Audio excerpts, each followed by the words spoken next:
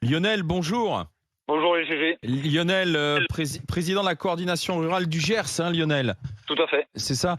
Vous écoutiez les grandes gueules, là, vous vouliez nous donner quelques éléments parce que effectivement, c'est en train de monter bien comme il faut, là, la colère. Hein. Ah ben nous dans le Gers c'est simple, depuis le mois de janvier on n'a pas arrêté, on a fait des actions tous les mois. Les radars du Gers ont quasiment été bâchés 9 mois sur les 10 de l'année. On n'a rien obtenu depuis le mois de janvier, absolument rien, à part des pansements sur une hémorragie qui dure depuis 30 ans, il faut le dire. J'expliquais ce week-end, on était en manifestation sur Toulouse, donc devant l'agence Services et Paiements, et après AFNE, France Nature Environnement. Il y a 15 ans on avait 2 années de trésorerie d'avance. Aujourd'hui, on en a une année de retard. Ça, c'est dans toutes les filières, que ce soit sur la viticulture dans le Gers. Cette année, on perd 2500 € par hectare en produisant, juste. Par rapport au coût de production, on n'arrive même plus à payer les factures. La céréale, cette année, c'est catastrophique. On est déjà en train de taper sur les fonds de trésorerie. Ça, c'est lié au climat, quand même, Lionel, ça. Disons-le, c'est d'abord lié au climat. Non, mais je suis pas d'accord avec toi. Je t'adore, hein, je t'écoute tout le temps sur RMC aux grandes gueules. Mais là, je suis pas tout à fait d'accord parce que un exemple très simple. Aujourd'hui, une coopérative, elle achète le maïs 190 € tonne.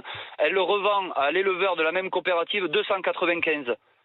Et quand on a des céréaliers, ils arrivent à trouver des contrats avec à l'exportation notamment, où le premier paiement se fait à 275 € la tonne. Ça veut dire qu'aujourd'hui nos coopératives se servent de nous juste pour stabiliser leur bilan. C'est tout.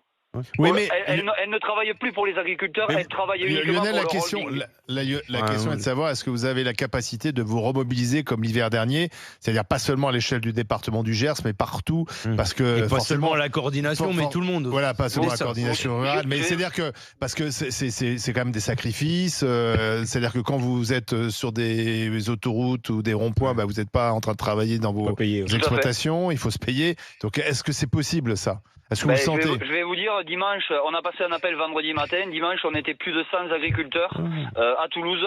Dès que les semis sont finis et que les moissons sont faites, on sera 12 départements à monter sur la Ville Rose.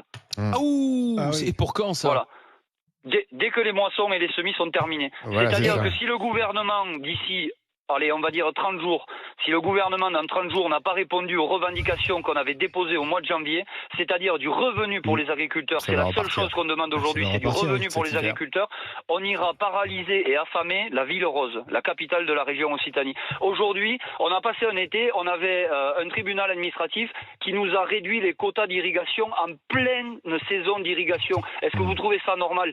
On a l'Office français de la biodiversité qui a fait des contrôles en interdisant les produits phytosanitaires sur la frontière espagnole. Et à 1 mètre d'eux, vous aviez des camions remplis de marchandises traitées avec les mêmes produits qui sont interdits d'utilisation chez nous.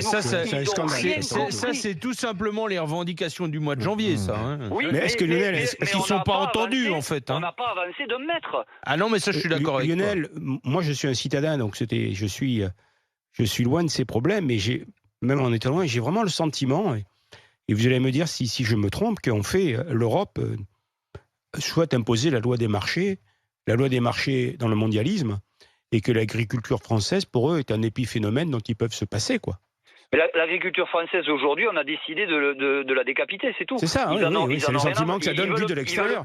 Ils veulent plus d'agriculture française parce qu'aujourd'hui, on a amené l'agriculture française au bord de l'extinction. On avait une filière poulet industriel en France.